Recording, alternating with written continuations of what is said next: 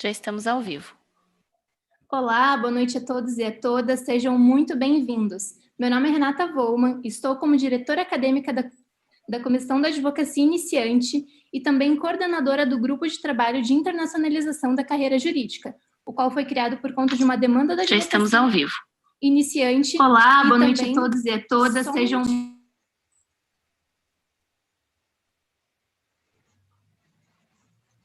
Peço desculpas.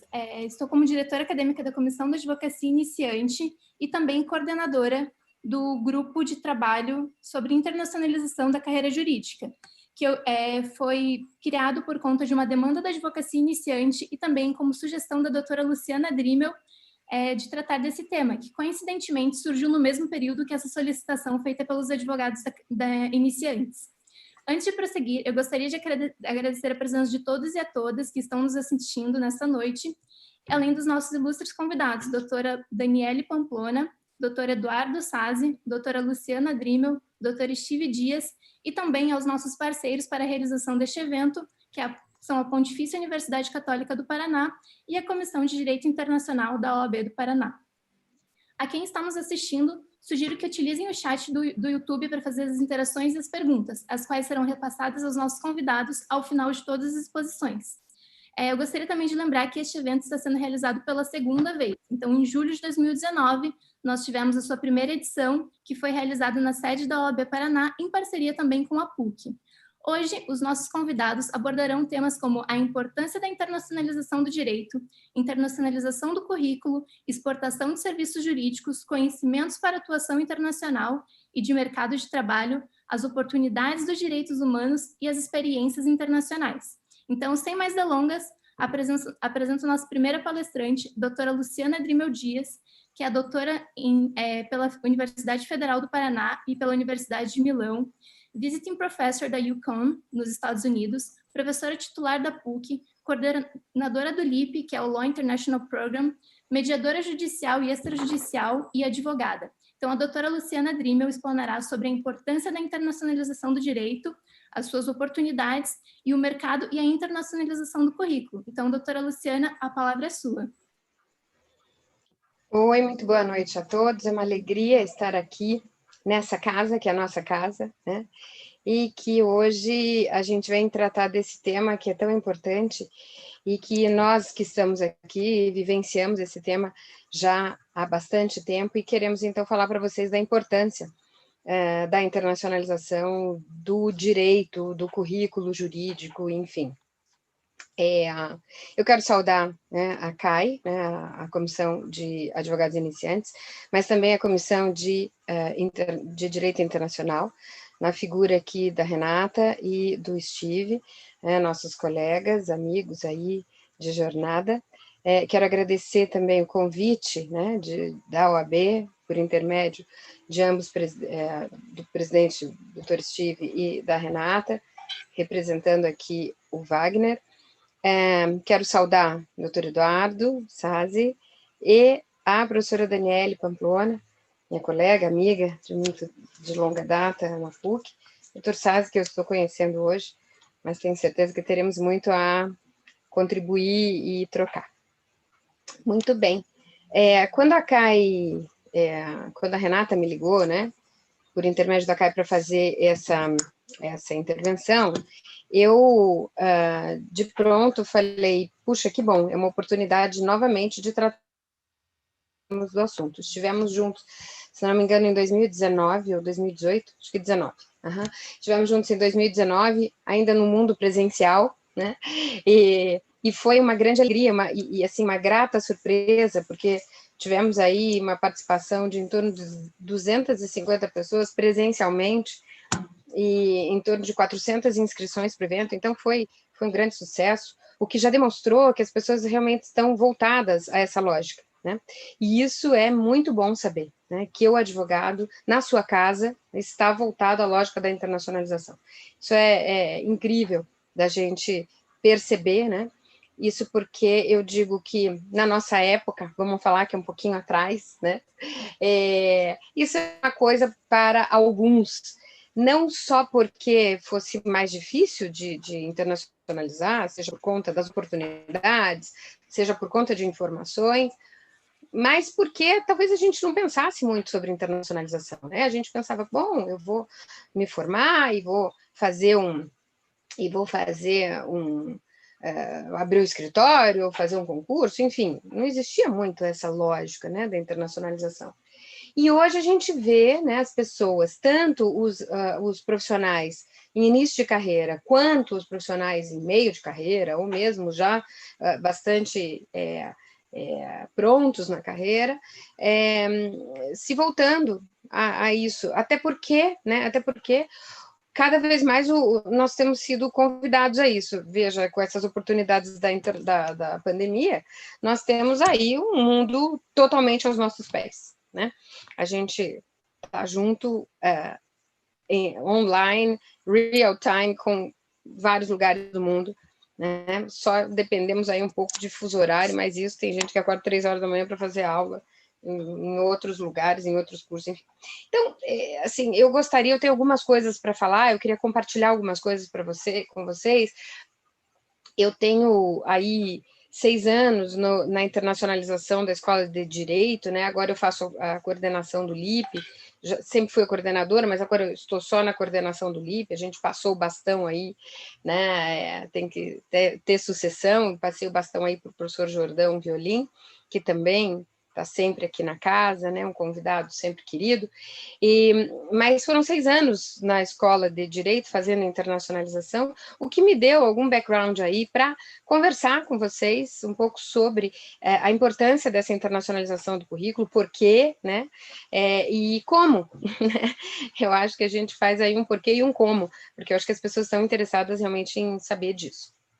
De modo que eu preparei uma pequena apresentação, são pouquinhos slides, eu sei, a gente combinou um tempo aqui entre nós, a gente vai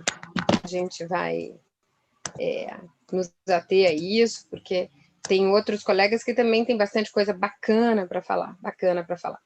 Então, falando aqui, né, do mundo em nossas mãos, fica aqui meu e-mail também para aqueles que queiram entrar em contato, mas eu preciso contar uma coisa para vocês. Hoje, preparando essa apresentação, eu falei, como é que eu vou fazer, por onde eu vou começar, enfim. E aí eu falei assim, eu vou começar pelas minhas memórias, né? E eu entrei numa incursão que eu amei, assim, eu fui lá, falei, onde é que estão minhas fotos? Porque, né, essa época ainda era época de fotos físicas, assim. Falei, cara, onde é que estão aquelas fotos? E pá, né? Lembrei onde eu tinha deixado as minhas fotos. E aí eu começo, não com uma foto, mas com uma imagem, porque essa eu não achei a foto, mas eu começo a minha história aqui, né? Eu começo a minha história na Universidade Estatal de Milano, onde eu fiz parte do meu doutorado. E isso foi em 1999. E a minha história de internacionalização começa aqui, né? Então, eu fiquei fazendo o meu doutorado em Milão, e aí eu digo para vocês que o mundo entrou em mim, né? Então eu conheci o mundo e o mundo entrou em mim e nunca mais saiu. Eu comecei, então, realmente a perceber o quanto era possível, o quanto era interessante, o quanto era necessário, né, a gente conhecer outras culturas não só jurídicas, mas também culturas de povos, né? Então, um alimento diferente, um lugar diferente, uma música diferente, uma sonoridade diferente. Então, tudo isso me encantou, né? E fora o fato de eu morar na Itália e eu pegar um trem em 1 hora, eu estar num outro lugar, com uma outra cultura, numa outra realidade, né? 1, 2 horas, 3 horas, então estava longe demais, né? Da Itália, inclusive. Então, foi assim, incrível essa experiência, e que deixou marcas indeléveis para mim, né? E aí eu precisei rememorar, né? Precisei rememorar amigos, precisei rememorar algumas coisas que eu queria compartilhar com vocês, frutos, inclusive, disso, né? Então, eu primeiro quero falar aqui embaixo, talvez algum do professor Roberto Munhoz de Mello, que é filho do professor Joaquim, e que eu fiz com ele, né? O meu curso, parte do meu doutorado em Milão, ficamos juntos, né? 1 ano, e o Roberto já estava lá e eu vim e o Roberto continuou lá, e o Roberto continua lá desde então, e lá se vão, isso foi em 1999, né? E desde então, Roberto ficou, né, na minha memória, no meu coração, enfim, foi um ano incrível, o Roberto, uma pessoa gigante, um querido, e a nossa outra colega também, a Titina, enfim, uma colega italiana. Desse rememorar, né, e dessa história, dessa estrada, tive a oportunidade, então, de finalizar meu doutorado pela Universidade Federal do Paraná, e aqui eu compartilho essa imagem que me é muito, muito cara, com 2 pessoas, 4, estava faltando o professor Jacinto, mas 2 delas que hoje são falecidas, que são o professor Ovidio Batista da Silva e o professor Michele Tarufo, juntamente com o meu orientador, o professor Marinoni, o professor Laurea Tucci e o professor Jacinto, que aí no estado eu já tinha ido embora, eu não tirei a foto. Veja bem. Isso tudo era foto, fui lá, tirei foto, imprimi, coisa e tal, escaneei e tudo. Então, veja, professor Tarufo, tive a oportunidade de fazer com ele, então, essa incursão na Itália, em Pavia, e, portanto, foi um momento extremamente marcante da minha carreira, né? Essa aproximação com o professor Tarufo me abriu uma série de oportunidades, me abriu a cabeça, né? E juntos fizemos alguns trabalhos, enfim, e portanto, essa é a beleza da internacionalização. Eu quis trazer algumas memórias minhas, pessoais, para dizer assim a vocês, essa é a beleza da internacionalização, né? Você tem o planejamento, o que você planeja, que vai ser importante para você, e você tem o imponderável, né? Então, de repente, você encontra uma pessoa, vai num café e bate um papo, e surgem outras tantas oportunidades.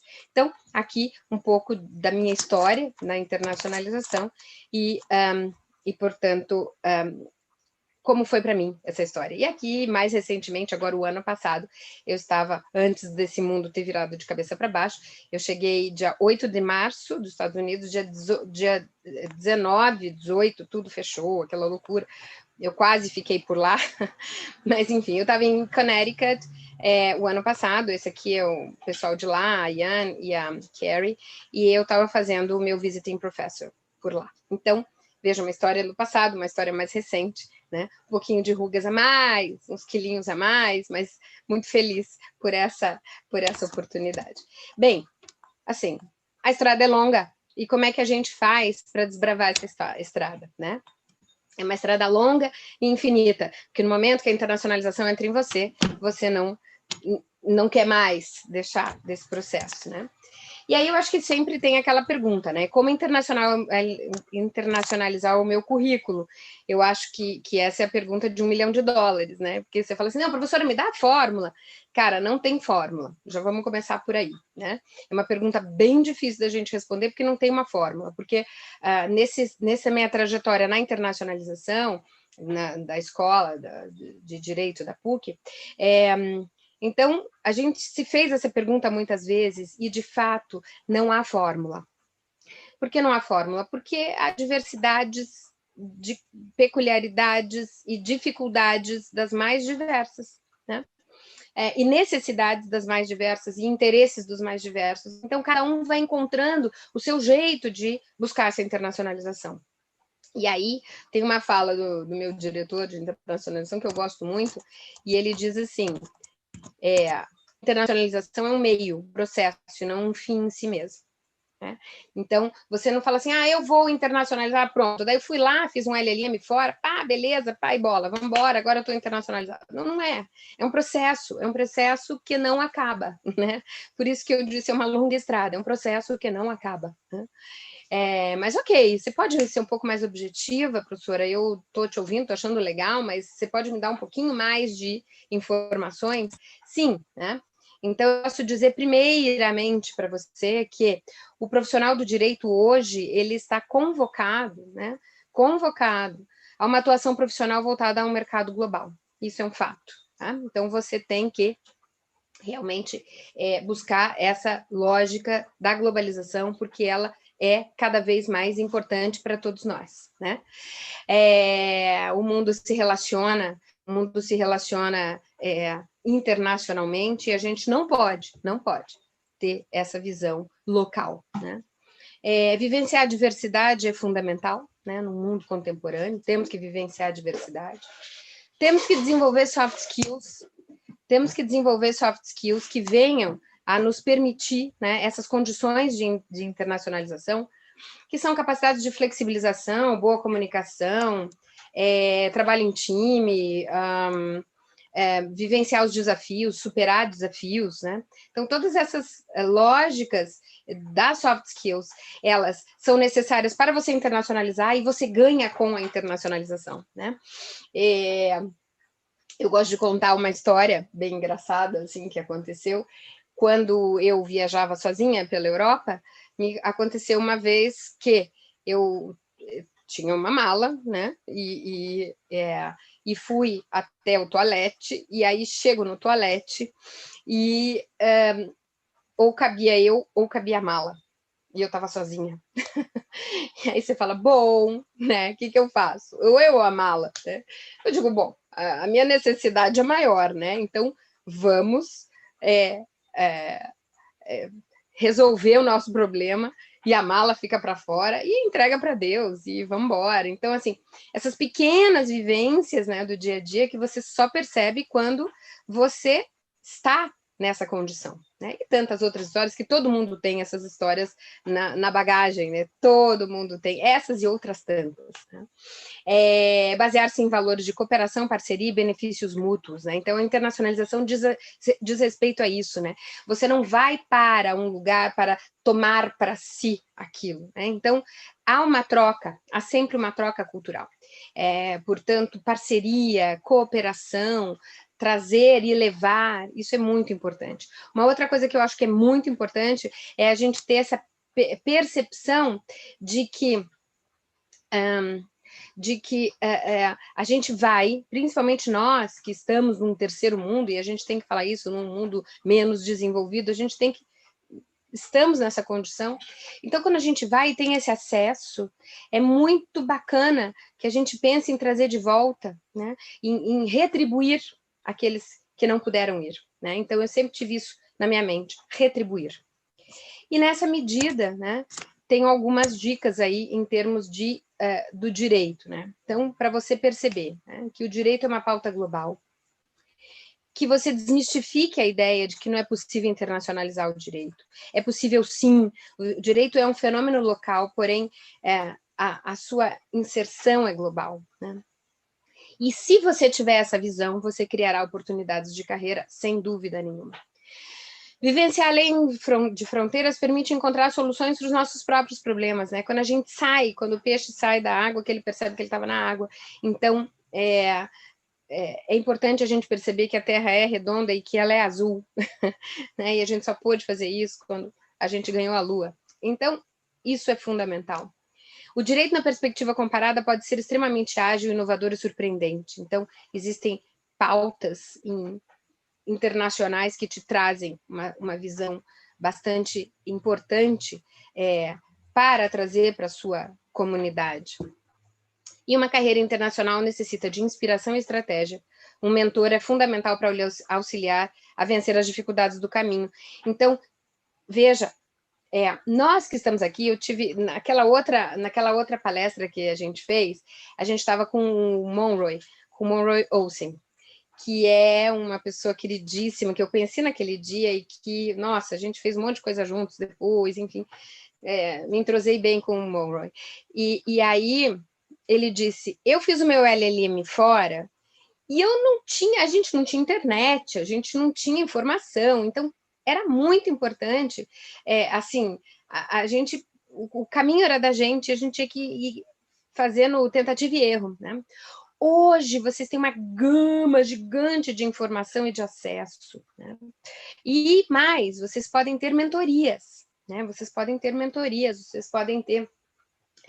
oportunidades, né, professores, com as próprias setores de internacionalização das escolas, né, das escolas de direito, das universidades, tanto em graduação quanto em pós-graduação, né, lato sensu, estrito sensu, enfim.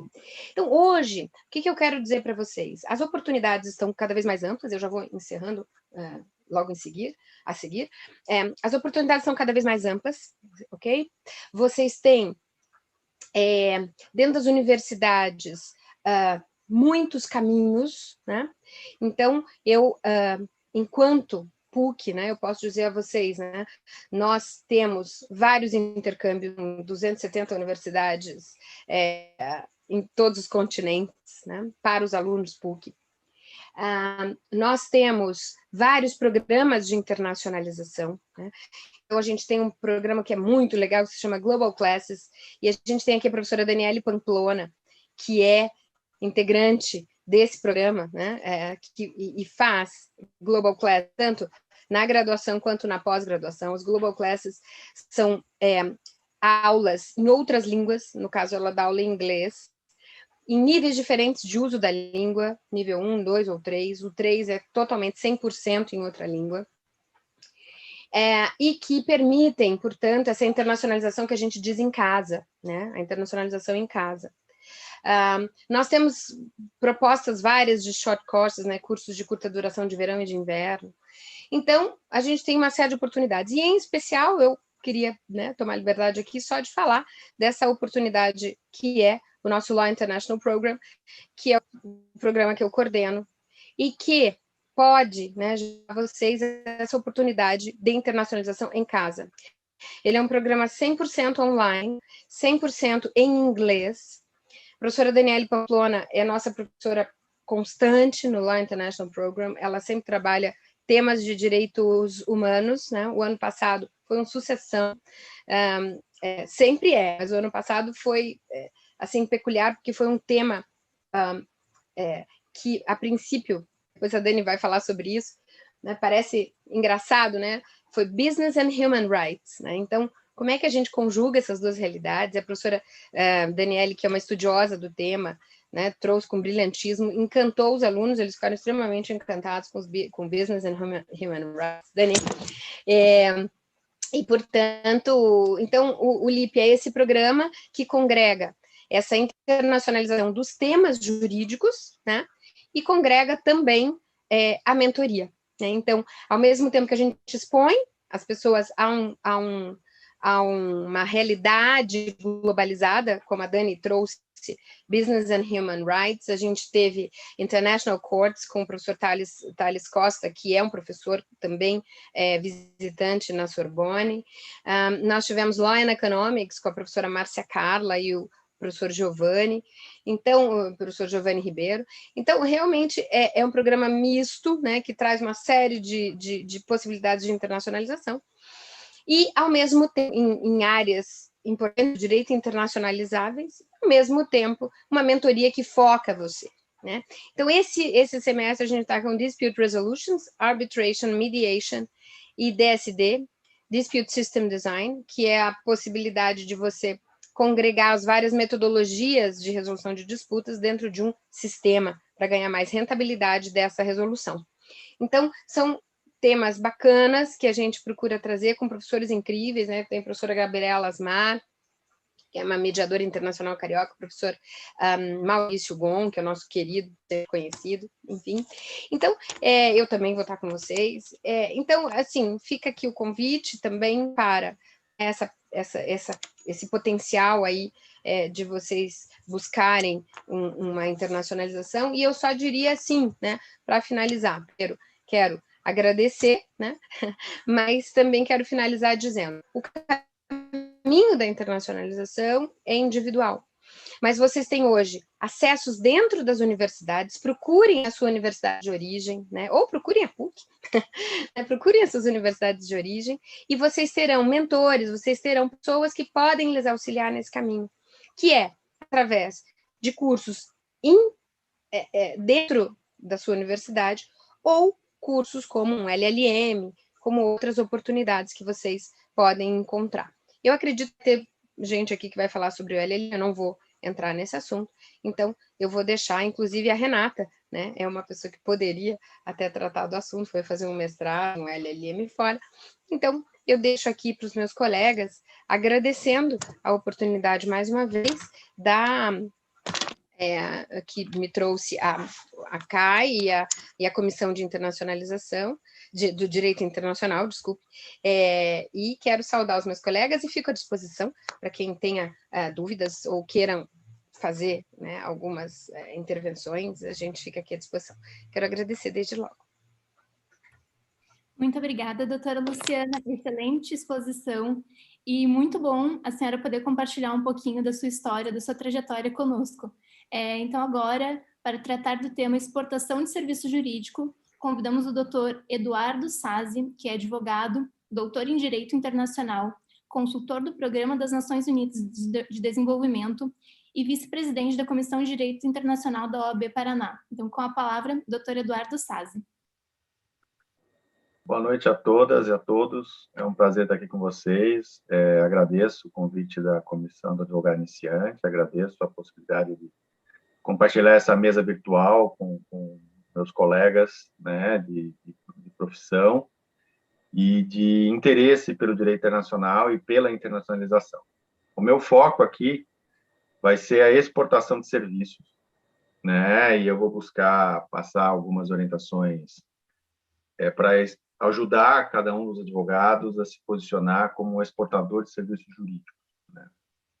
Assim, o primeiro aspecto que eu queria compartilhar com vocês bom, só para lembrar, né, que o Estatuto da Advocacia define que somente advogados inscritos na OAB podem advogar em território nacional.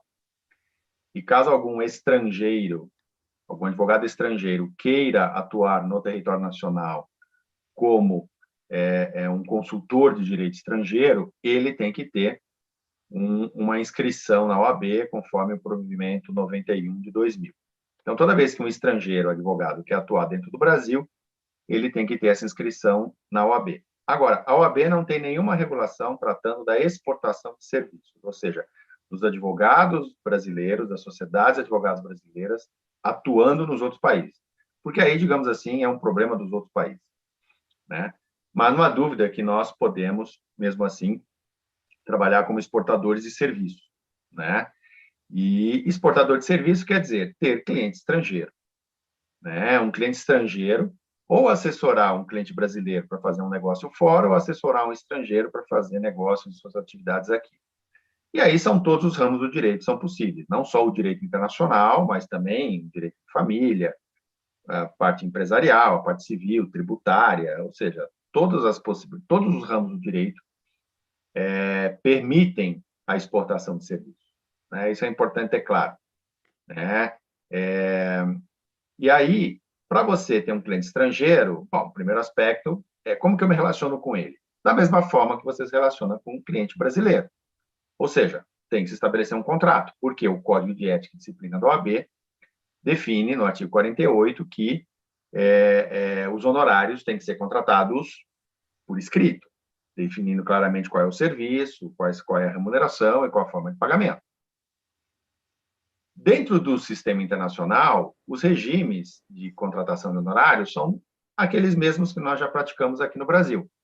Nós temos, os honorários são chamados de legal fees, né, em inglês. E elas podem ser por hora trabalhada, se chama de hourly fees, pode ser um fixo mensal para assessoria, que em inglês é chamado de retainer fee, pode ser por êxito, né, que é o success fee, e também pode ser por um valor fixo para cada um dos trabalhos, que em inglês se chamam de flat fee. Então, veja, todos os sistemas de remuneração previstos no Brasil, você também pode adotar numa exportação de serviços. E os pagamentos podem ser feitos tanto com um sinal, que em inglês se chama de down payment, e também em parcelas, são chamados de installments, né? Então, qualquer regime que você acha viável dentro do Brasil, também é possível estabelecer com um cliente estrangeiro numa relação de exportação. O ideal aqui, apenas, que vai ser diferente, é que a melhor recomendação é que o honorário estrangeiro seja definido numa moeda forte internacional, em dólar ou em euro, por exemplo. Por que isso? Porque você definir os seus honorários em reais, quando a pessoa de fora não vai comprar o real para fazer a remessa, cria uma situação de câmbio, uma dificuldade, eventualmente paga mais do que você pode receber mais do que teria sido combinado, aí você teria que devolver um outro tanto, ou receber menos, aí tem uma diferença a receber. Então, a recomendação é que se fixe numa moeda forte, seja em dólar ou seja em euro. São as mais comuns, né? Isso facilita para você não ter dúvida no processo de conversão do câmbio, né? Outra questão importante é que o seu cliente também pode não te pagar, né? E se ele pode não te pagar, você pode ter, eventualmente, que ter uma cobrança. Então, por isso, você tem que cuidar do seu crédito, ou seja, de ter um contrato, de ter todo o documento de cobrança regular, porque, no limite, você pode ter que chamar, fazer uma cobrança internacional. Claro que isso tem a relação custo-benefício para ser considerada, mas é sempre importante lembrar que nós, como advogados, temos que cuidar do nosso crédito como profissionais também. O primeiro cliente nosso somos nós mesmos, né? E quando eu vou fazer, tudo bem, eu fiz o contrato, fiz o trabalho, ele vai me pagar. Como é que ele me paga? Isso se paga por um chamado câmbio. Ou seja, você recebe uma ordem de pagamento na conta do seu escritório, da sua sociedade de advogados, unipessoal ou com outros sócios, ou até na sua conta de pessoa física, se você está trabalhando na pessoa física. E como que você recebe essa ordem de pagamento? Essa ordem de pagamento, ela é feita, você tem que primeiro mandar uma solicitação de pagamento, que é aquilo que a gente chamaria de fatura, e que em inglês é chamado de invoice. O que é importante nesse invoice? Primeiro, ele tem que ter um número e uma data. E por que isso? Porque os bancos exigem que os invoices tenham um número e data. Então, você não pode simplesmente fazer um invoice serviço. Tem que colocar um número, que você pode dar a qualquer um, né? E também tem que ter a data de emissão desse invoice. E tem que ter os dados básicos do cliente pagador, o nome dele, o endereço dele, um e-mail, um telefone de contato. Você vai fazer a descrição do seu serviço, né? O que foi feito, qual é o valor, e aí os dados bancários para o pagamento. E nessa questão dos dados bancários de pagamento, é uma coisa que você vai ter que falar com o seu banco.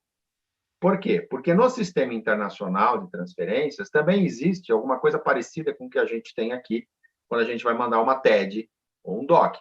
Cada banco tem um número, né? E esses números são chamados de IBAN, né? Aqui no Brasil, o Itaú é 341, o Banco do Brasil é o 001. E se você tiver que mandar o Banco de Nova York, vai ter um certo número. Se for o Banco da França, vai ter um outro número. Então, esses números são os IBANs. As remessas internacionais, elas são sempre feitas por meio de um banco intermediário. Isso quer dizer o quê? Que o Banco Brasileiro não recebe a ordem diretamente do pagador estrangeiro. Ele recebe por meio de um banco intermediário que é escolhido pelo próprio Banco Brasileiro. Então, por exemplo, se você tem uma conta no Itaú, no Santander, qualquer banco aqui no Brasil, você fala, olha, eu preciso receber uma ordem de pagamento do exterior e eu quero saber qual é o banco correspondente de você. Aí o seu gerente vai dar essa informação para você. Alguns bancos está até disponível no site, né? No site dos próprios bancos, né? E o Santander, o Itaú, por exemplo, são bancos que têm essa informação. E você tem que informar no seu invoice esse caminho, ou seja, qual é o banco correspondente, onde o seu cliente vai fazer o pagamento para que esse banco correspondente remeta o dinheiro para a sua conta aqui. Quanto tempo demora isso? É rápido, né? Normalmente, depois, se você der as informações corretas, o dinheiro sai de lá, chega aqui no dia seguinte, né? É muito rápido isso.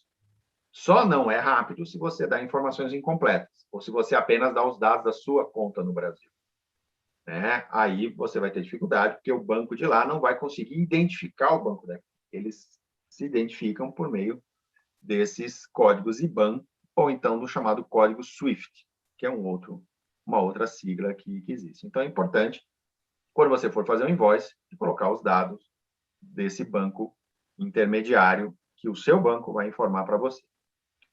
Esses documentos, o invoice, o contrato, ele pode ser em qualquer idioma. O ideal é que ele seja no idioma que use o nosso alfabeto. Por que isso? Porque é muito difícil você mandar um invoice em chinês ou em cirílico, que é a língua dos russos, ou em árabe, porque aqui ninguém vai conseguir entender nada. Então, o ideal é que você use uma língua franca internacional, e a melhor coisa de fazer toda essa comunicação é em inglês.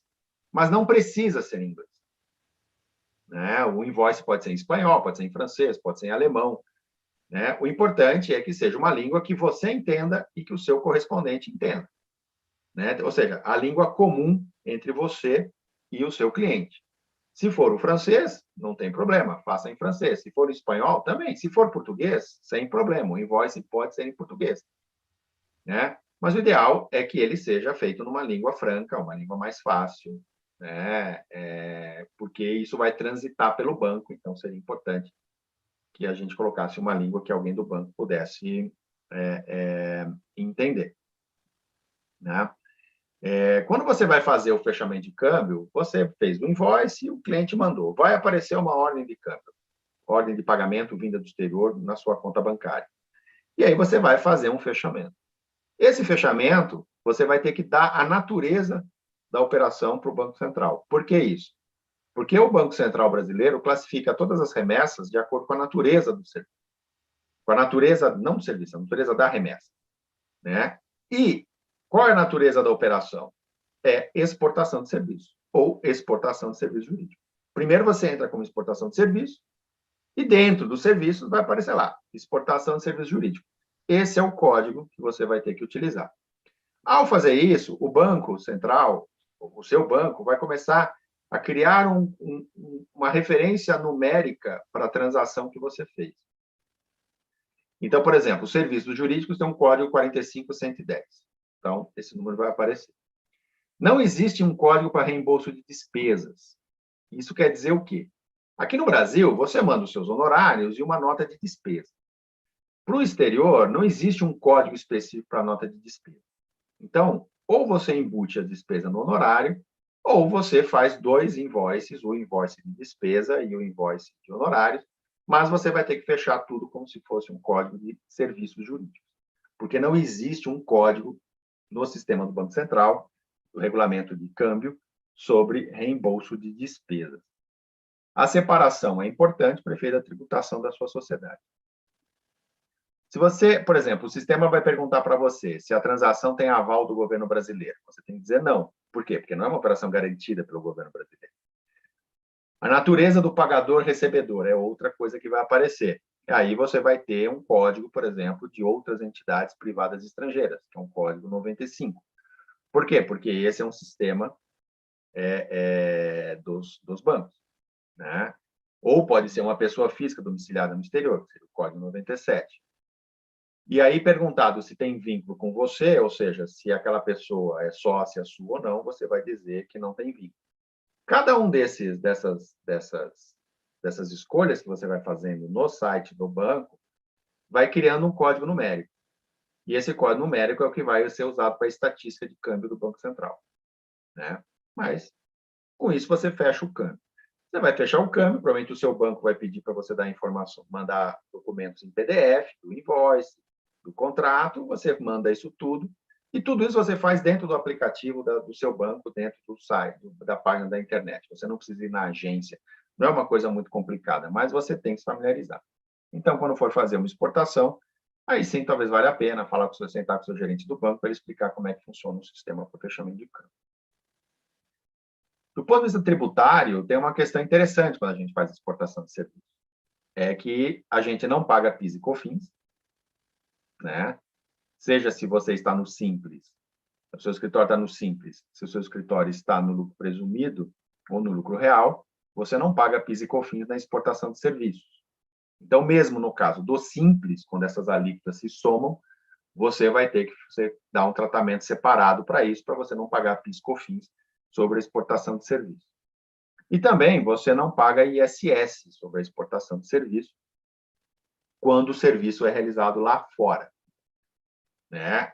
Porque a legislação do ISS, ela define o seguinte: quando você exporta um serviço, tem duas opções: ou o serviço se realiza aqui, ou ele se realiza lá fora. O que se realiza aqui? Quando vem um cliente estrangeiro e ele vai comprar um imóvel aqui, aí você assessora ele para comprar um imóvel. Nesse caso, o serviço foi aqui. Por quê? Porque ele comprou o imóvel. Agora, você pode chegar e acompanhar o seu cliente para a Argentina, para ele comprar um imóvel na Argentina. Aí o serviço foi feito na Argentina.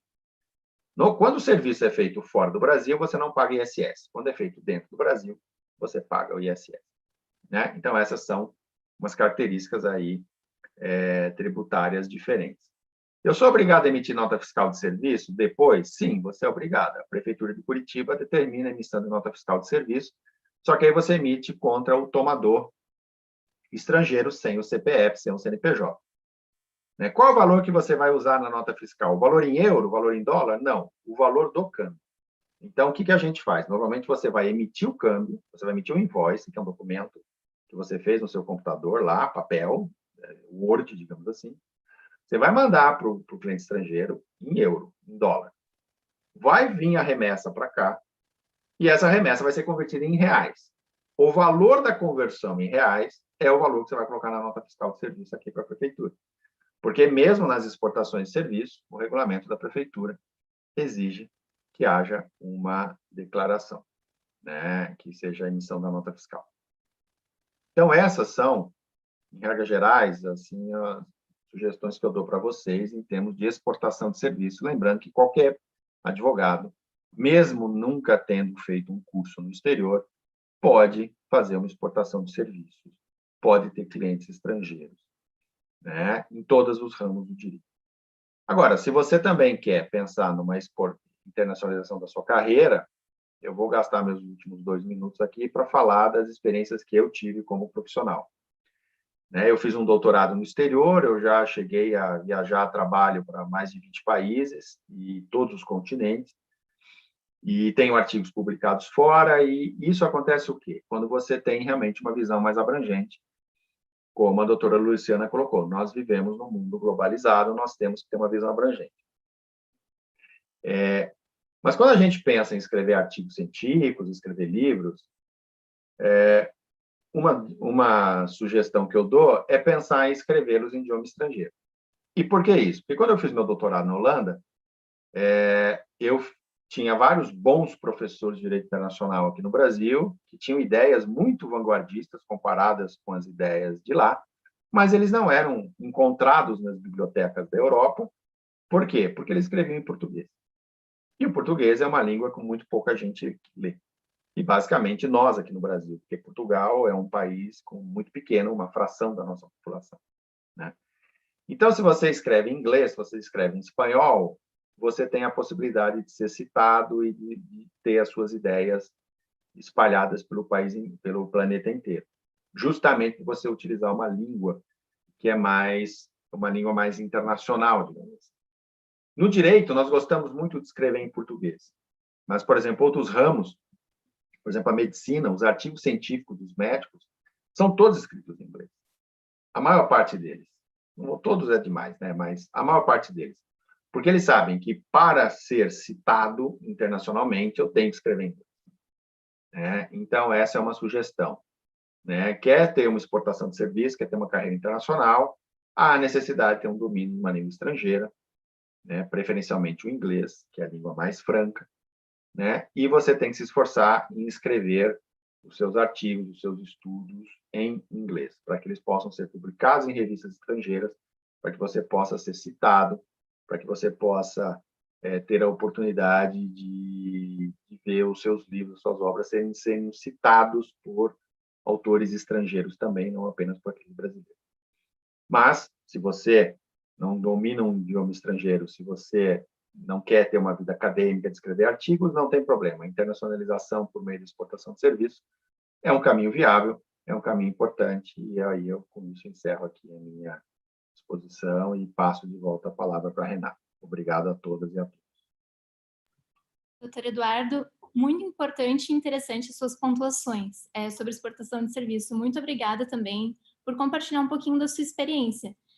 Nesse momento, eu gostaria de aproveitar também e agradecer a nossa vice-presidente, doutora Marilena Winter, que nos honra aqui com a sua participação no evento. Sem mais delongas, agora com o tema sobre experiências internacionais e conhecimentos para atuação internacional e mercado de trabalho, convido o doutor Steve Belloni Correia de L. Dias, que é advogado, sócio do DL Dias Advogados Associados, mestre em Direito Econômico e Social pela PUC-PR, especialista em Direito Comercial Internacional pela Universidade de Nottingham, no Reino Unido, doutorando em Direito, professor de Direito Internacional e Direito Marítimo da pós-graduação da PUC e presidente da Comissão de Direito Internacional da OAB. Com a palavra, o doutor Steve Dias. Olá, boa noite a todos. Renata, muito obrigado pela apresentação. É um prazer para mim fazer parte aqui desse evento. Eu agradeço a possibilidade da OAB de nos permitir fazer esse trabalho em conjunto com a PUC. Então, em nome da OAB, agradeço ao Dr. Cássio e a doutora Marilena Winter. Agradeço a presença da doutora Daniele Pamploni e da doutora Luciana Drimmel, que são da PUC, Daniele Pamplona, inclusive minha professora no doutorado, doutora Luciana, que nós conhecemos há pouco, mas já temos vários pontos em comum, agradeço o convite. Doutor Eduardo Sazzi, meu amigo e inclusive membro da nossa Comissão de Direito Internacional, que muito nos ajuda, sempre uma pessoa extremamente prática e eficaz em tudo que a gente tenta fazer lá. Inclusive, estamos para lançar esse trabalho, né, doutor Eduardo Sazzi, para uma cartilha ou uma orientação sobre a exportação de serviços jurídicos, mais um trabalho feito pela nossa comissão, um trabalho em conjunto de todos. Recentemente, nós lançamos um trabalho da comissão sobre cartilhas de carta rogatória, depois nós fizemos outros. Recentemente, agora, nós vamos lançar um livro com todos os tratados internacionais ratificados e que estão em vigor no Brasil, já aprovado pelo Dr. Cássio, em fase final agora, só estamos fazendo a redação e capa, né? É mais um enquadramento, já temos até ISBN dele, a jornalista já preparou isso tudo, já estou adiantando aqui esse lançamento. E o pedido que me foi feito é falar um pouquinho sobre experiências internacionais, né? Conhecimentos para atuação internacional e mercado de trabalho. E é um tema vasto, eu vou tentar cumprir dentro desse tempo curto que nós temos. E um pouquinho que eu posso dizer sobre experiências internacionais, inclusive a doutora Luciana falou muito bem já, é tentar buscar experiências fora do Brasil. Esse é o primeiro ponto, né? Não é obrigatório, mas esse é um ponto importante, é um ponto interessante. Por quê? Porque da mesma forma como já foi falado, a gente está falando de cultura. E não só uma cultura de outro país, mas uma cultura jurídica diferente, né? Então, o primeiro ponto a gente precisa entender que as culturas jurídicas são diferentes, e vivenciando essas outras culturas facilita muito, né? Então, já uma necessidade para vivenciar essas outras culturas é o conhecimento de línguas. Então, como a gente está aqui em participação da Comissão de Advogados Iniciantes, né? Tem muitos alunos da PUC, alunos dos nossos membros da comissão que estão assistindo, tem que focar na língua estrangeira. E esse conhecimento tem que ser técnico. Não é apenas falar bem a língua, não é apenas ler bem, mas é falar, ler, escrever com conhecimento técnico jurídico, né? Porque o vocabulário muda e é importante você, quando vai dar uma orientação profissional, ter conhecimento especializado nesse assunto, né? Pode parecer óbvio, mas não é apenas falar inglês, né? A gente precisa falar inglês técnico, ou o francês, ou o espanhol. E nessas experiências internacionais, passa muito também, por parte do estudante, do aluno ou do advogado, a escolha, né, dos locais. É muito importante a gente filtrar esse tipo de comprometimento. Então, a escolha da faculdade, se for para fazer um LLM, né, o mestrado ou o doutorado, com quem você vai estudar, qual que é o tipo de orientação dessa faculdade no exterior. Por quê? Porque, às vezes, a faculdade é voltada para o meio acadêmico, algumas outras faculdades são voltadas para a formação prática. Então, a gente tem que ter em mente o que será nos transmitido. Eu posso até comentar uma experiência minha. Quando eu fui, logo em 2001 para 2002, eu fui estudar na Inglaterra, eu havia sido selecionado por 2 faculdades, mas eu não decidi enquanto eu não cheguei lá. Eu tinha sido aprovado numa universidade em Londres e uma outra em Nottingham, que é no interior da Inglaterra, na região de East Midlands, uma região perto da floresta de Sherwood, né, para aqueles que conhecem as histórias de Robin Hood, é exatamente nesta cidade, ainda tem o castelo lá, e algumas experiências são fantásticas, né? Mas, quando eu escolhi por Nottingham, eu escolhi pelo tipo do campus, pelo tipo da faculdade. Então, eu escolhi pelos professores. Por quê? Porque lá eles faziam uma mescla de professores que focavam no conteúdo para a formação de outros professores, mas também tinham vários professores com vocação prática, aqueles professores que eram também advogados na Inglaterra e que tinham atuação nos tribunais. Então, isso é algo que é importante a gente verificar. Então, e uma coisa diferente que acontece no Brasil, essas faculdades internacionais no interior, elas promovem eventos para você conhecer os outros alunos, promovem, às vezes, coquetéis para você conhecer os professores e conversar com eles sobre as matérias e como vai se dar a matéria e a forma de assessment, né? Se vai ser por trabalho, por pesquisa, por artigo, por prova.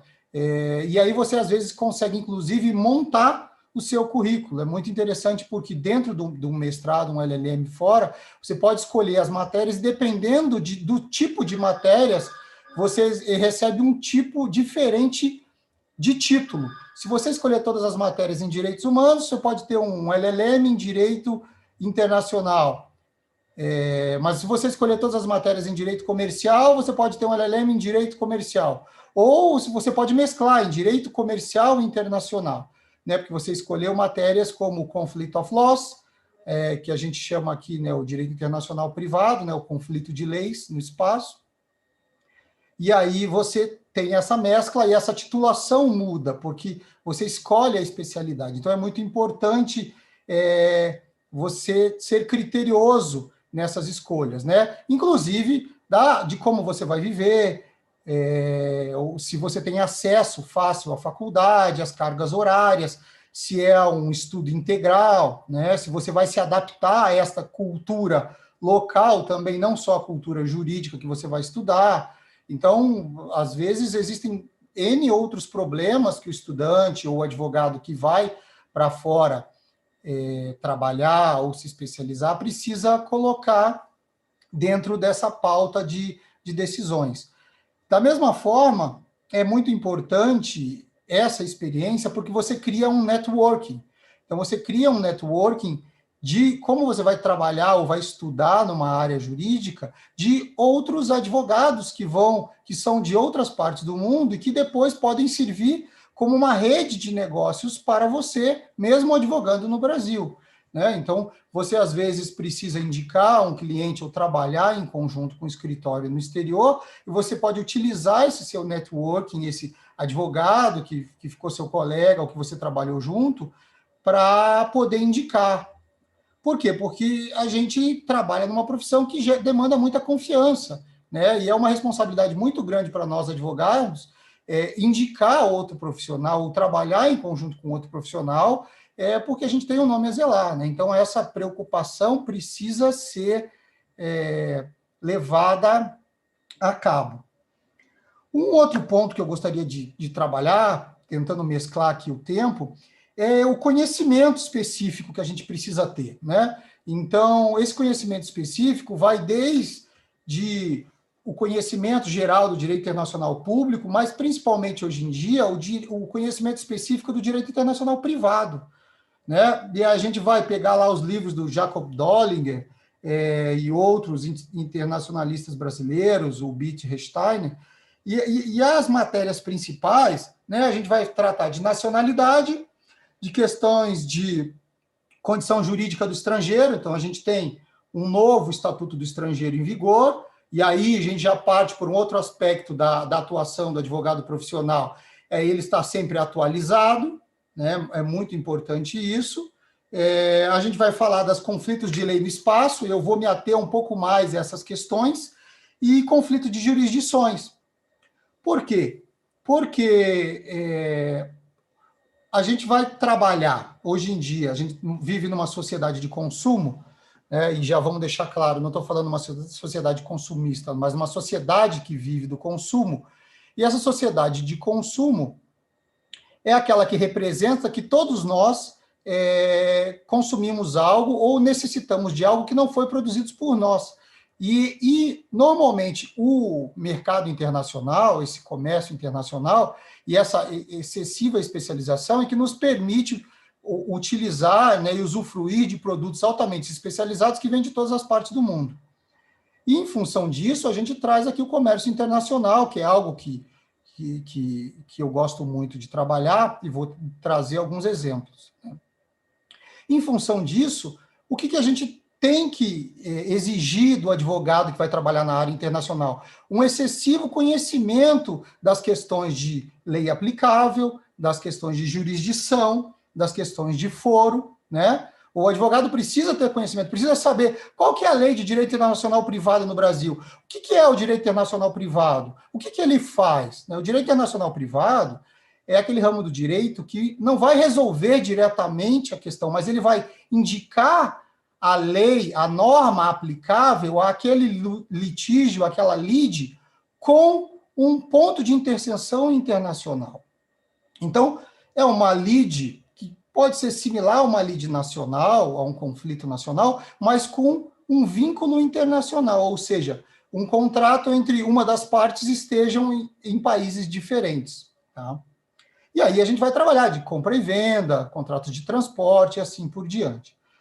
E só para dar um exemplo dessa preocupação, a gente pode falar, eu vou citar aqui o exemplo daquele acidente aéreo que aconteceu com a Gol em 2006, né, quando bateu um voo que vinha de Manaus em direção a Brasília e bateu num avião da Legacy, fabricado pela Embraer aqui do Brasil, onde teve um acidente, 154 pessoas morreram.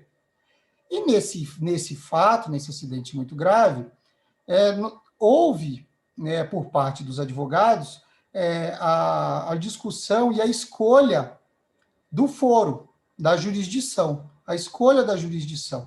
E algumas famílias escolheram processar nos Estados Unidos, no foro de Nova York, inclusive contratando advogados americanos. E esse caso é interessante porque chegou a algum ponto em que o juiz de Nova York, ele se declarou incompetente e ele utilizou uma outra regrinha do direito internacional privado que a gente chama, até não está isso na decisão, mas a gente chama de forum non convenience. E o que é isso? É quando o juiz entende que para aquele caso específico, o foro dele, que poderia ser o foro competente, não era o melhor foro, não era o foro mais conveniente. Por quê? Porque durante a produção da prova, ele teria que interpelar inúmeras pessoas, testemunhas, e todas essas, ou pelo menos os familiares desses, estariam todos no Brasil. Então, essa dificuldade para dar um devido processo legal, né, um andamento conveniente ao processo, era extremamente dificultoso, partindo do ponto de vista de se julgar em Nova York. Então, ele declarou isso, até usou um precedente, né? Utilizou um precedente escocês, usado nas cortes americanas, né? Um precedente antigo escocês, mas é importante o advogado que vai atuar nessa área conhecer, então, essa necessidade, né, de conhecimento do direito internacional privado, dessas áreas, como, por exemplo, a escolha do foro. Né? Inclusive, por que eu estou falando isso? Porque isso causou um problema muito grande. E a escolha, inclusive, que a gente chama de forum shopping. Em determinadas situações, a gente pode escolher o foro que a gente vai demandar. E uma das escolhas, normalmente, é pelo que a gente chama de head of damages. Quanto que eu posso alcançar de danos? E, normalmente, eles visando uma indenização maior, ou uma escolha pela facilidade, porque os pilotos eram americanos e a empresa que comprou o avião da Embraer era uma empresa americana, e também porque o controlador de voo era de uma empresa americana, eles escolheram demandar nos Estados Unidos. Entretanto, o juiz de lá, pela aplicação do fórum non conveniens, definiu que não era conveniente, ou se declarou incompetente e decidiu por mandar a competência para foro brasileiro. Tá? Uma outra questão que a gente precisa ver é o conflito de leis no espaço, né? E aí, nesse caso, é a escolha da lei aplicável ao caso, e não só ao foro. Então, eu vou falar isso em duas questões, mas para os alunos que estão nos assistindo, às vezes eu dou um exemplo simples, mas interessante, que é o caso de nós vamos pegar um holandês que foi para Nova York, alugou um carro japonês, dirigiu até o Canadá e teve um acidente de trânsito com um outro carro italiano, dirigido por um alemão. E aí a gente pode perguntar, qual é a lei aplicável ao caso, né? A gente tem a lei do motorista, a lei do carro, de fabricação do carro, e normalmente as regras de conflito, que a gente chama, elas utilizam regras de conexão. Então a gente precisa entender que existe uma lógica por trás dessa escolha, né? E nesse caso de um acidente, a escolha normalmente, é uma resposta simples, eu só fiz para contextualizar o problema, ela é normalmente no local do acidente e a lei de trânsito canadense, né? Mas quando a gente tem uma questão contratual, isso pode mudar. Primeiro, porque a gente pode escolher a lei aplicável ao nosso contrato, e a gente tem que pensar bem qual é a lei que nós vamos colocar. E quando a gente não escolhe a lei aplicável, nós temos regras de direito internacional que vão definir qual será a lei aplicável nesta lide pela jurisdição depois de declarada competente, ou o foro brasileiro, ou uma jurisdição internacional.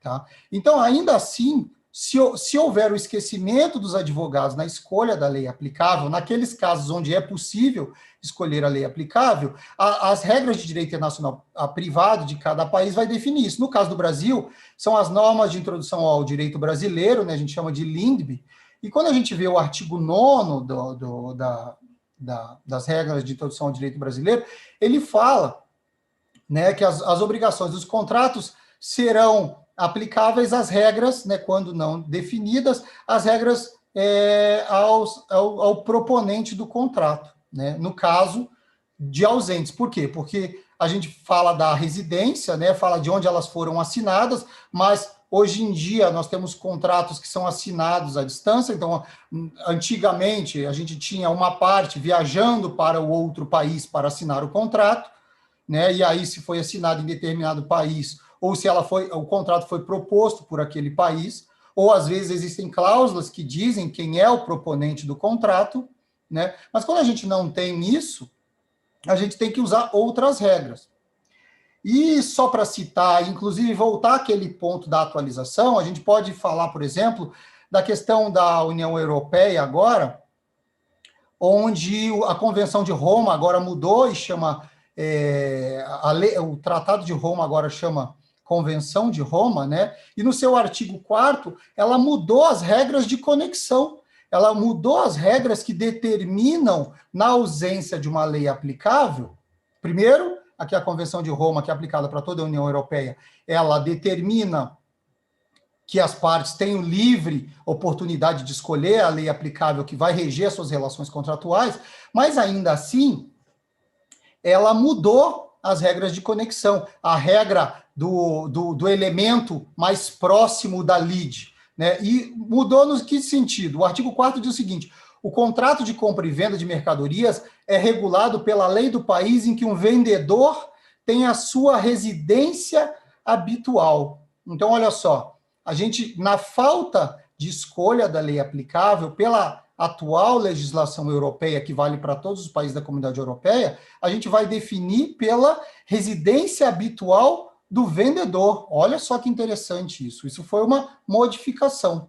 Da mesma forma, a letra B do artigo 4º diz o seguinte: o contrato de prestação de serviço é regulado pela lei do país em que o prestador de serviços tem a residência habitual. Então, voltando a colocar o elo de conexão na residência habitual, do prestador de serviços, e não necessariamente que esse prestador de serviços tenha sede no país onde ele prestou o serviço, mas é na residência habitual do prestador, mas e não a sede ou a filial. Então, vejam que interessante, na ausência dessa escolha da lei aplicável, a gente tem outros elementos de conexão. E só para tratar agora do assunto final, nos contratos de transporte, que eu vou dar um exemplo para os senhores aqui, o que ele diz? A lei aplicável ao contrato de transporte de mercadorias, se não tiver sido escolhida nos termos do artigo 3º, aplica-se a lei do país em que o transportador tiver a sua residência habitual. E por que eu estou trazendo este exemplo? Porque não sei se todos estão acompanhando, mas hoje, no dia de hoje, um navio taiwanês, ele está assoreado no canal de Suez.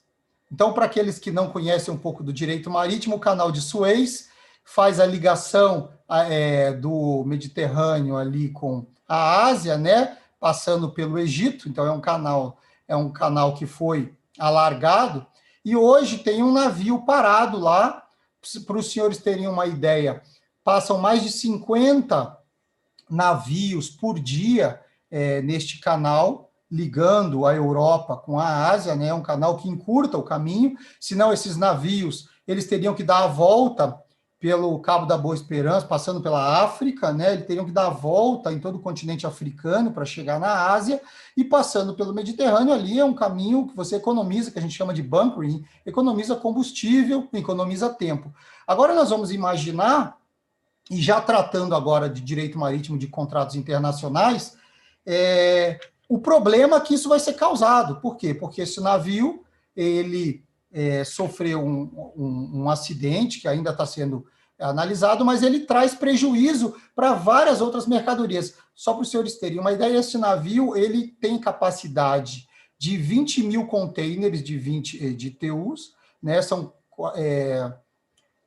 Imagina, ele pode ter carga de 20 mil clientes diferentes, ele tem 400 metros de comprimento, é um navio gigante, e que está travando todos os outros navios que precisam passar no canal.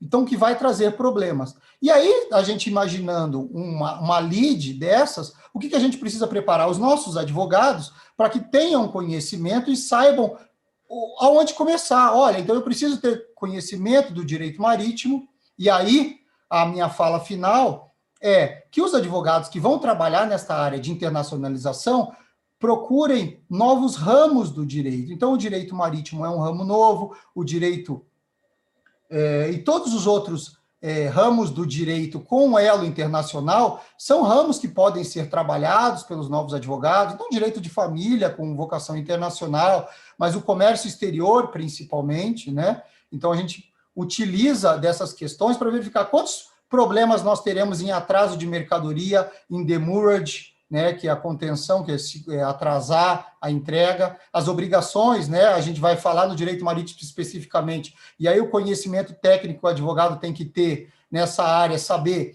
que aquele transportador do navio, no caso o armador, ele é responsável pela carga, né, e ele é responsável pelas ações do capitão, ou seja, ele tem um princípio internacional do common law, que a gente chama de seaworthiness, e esse princípio significa manter a navegabilidade do navio antes da viagem, durante a viagem e até o final dessa viagem de transporte, nesses contratos de fretamento internacional. E, no caso, eles não mantiveram esse seaworthiness, nesse caso, né, que está acontecendo hoje no canal de Suez, e a empresa armadora vai ter que arcar com essas consequências, claro, suas seguradoras, os P&I Clubs, que são os clubes de proteção e indenização referentes e ligados a essas armadores internacionais, ao dono do navio, né? Mas essa responsabilidade vai ser verificada, né? Então, ele vai ter que provar que não agiu com culpa, neste caso, que manteve a navegabilidade do navio, senão ele não vai poder utilizar as limitações de responsabilidade dos tratados internacionais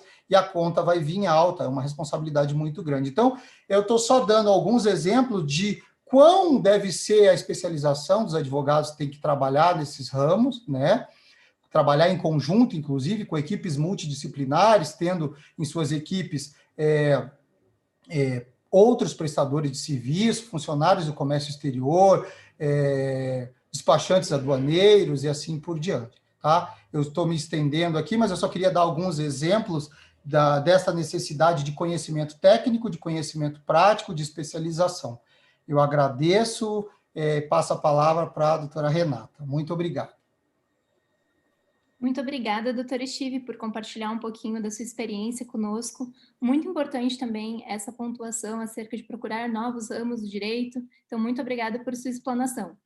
E, por fim, com o tema Experiências de Internacionalização e as Oportunidades Internacionais em Direitos Humanos, convido a doutora Daniele Anne Pamplona, que é professora titular do Programa de Pós-Graduação e da Graduação da PUC do Paraná, pós-doutora pela American University, Visiting Scholar do Instituto Max Planck de Direito Público Comparado e de Direito Internacional, coordenadora da Clínica de Direitos Humanos do Programa de Pós-Graduação em Direito da PUC do Paraná, advogada e vice-diretora da Academia Latino-Americana de Direitos Humanos em Empresas. Então, com a palavra, doutora Daniele Pamplona.